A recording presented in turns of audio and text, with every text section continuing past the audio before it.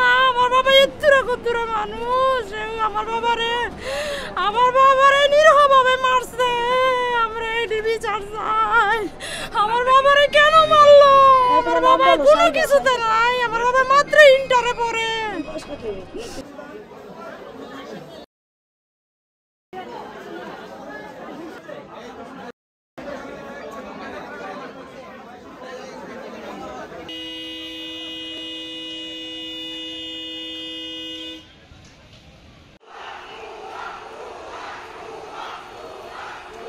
এখানে অবৈধ সরকার এই বাংলাদেশ থেকে ছাত্র নির্মূল করতে চেষ্টা আছে।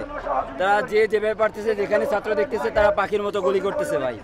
এটাই হচ্ছে, এখানে প্রতি 5 সেকেন্ডে 5 জন 6 জন কইরা রোগী আসতেছে, সবাই ছাত্র।